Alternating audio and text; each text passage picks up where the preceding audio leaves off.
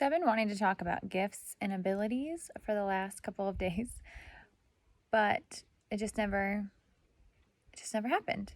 And Ranger just made it really apparent that it's something I for sure need to talk about, otherwise things are going to escalate. So, do you know what your gifts and or abilities are? And if so, are you leaning into them? And if you're leaning into them, are you actually celebrating them? So, for me, and within human design, have a 2 in my profile. And anybody who has a 2 in your profile, you come into this earth having inherent gifts that come to the surface when you become self-absorbed in your own process. So they don't tend to come to the surface until later on in your life, because that's when you start to become self-absorbed in your process. And for me, one of my gifts that comes from this 2 in my profile is animal communication and healing. And it's something that I definitely don't give myself a lot of credit for or celebrate. There's a lot of times where I'll hear things from clients and I'm like, oh, great. And then I move on to the next thing.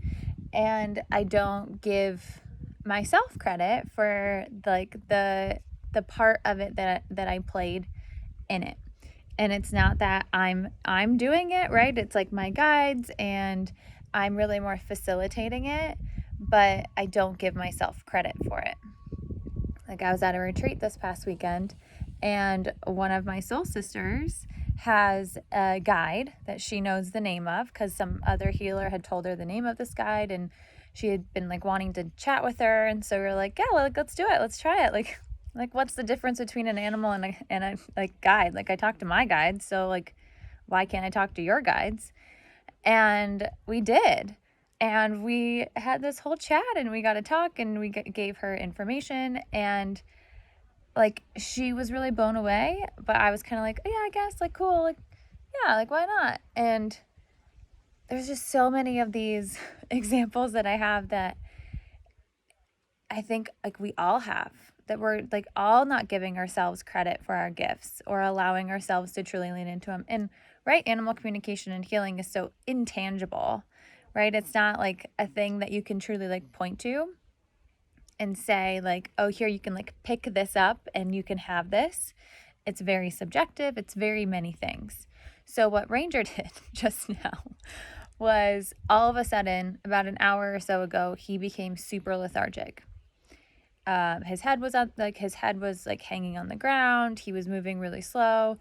He was kind of licking his lips. He wasn't vomiting or diarrheaing. He was still interested in food and water, but he just wasn't himself. And so I wasn't super worried. I was a little bit worried, but not super worried.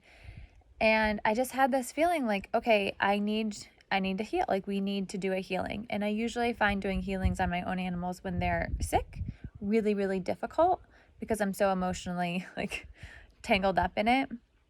But I just felt this pull to do it. And so I did, and I'll put the before and after photos in the comments of what he looked like before the healing and what he looked like after. And you'll see that I lined the bed that he was laying on with crystals also, ones that I was called to, that I felt would help in his healing. And now he's fine. We're outside.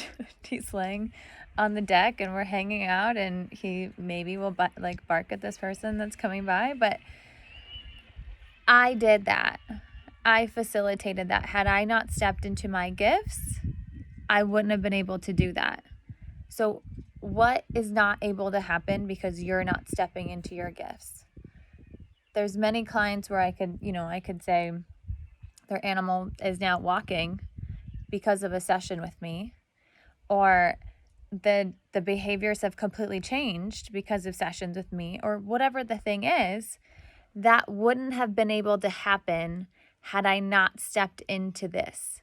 Had I not said yes, had I not taken the risk to just do it and risk other people calling me crazy or shunning me or unfriending me or whatever, because, that's weird. And, I wasn't like this a year ago. I wasn't so woo-woo a year ago, or maybe not a year, 3 years ago. But none of this would have happened had I not said yes, had I not said, yeah, like, why not? Let's try it and see what happens. So, don't be selfish and keep it to yourself, because who are you not able to serve? Whose life are you unable to change because you're not saying it out loud?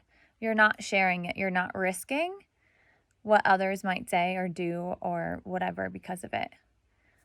So, if you need help or if you're interested in just exploring, like, I'm happy to have chats with people to just kind of help explore that and help get the confidence to step into it and to not care so much about what other people think.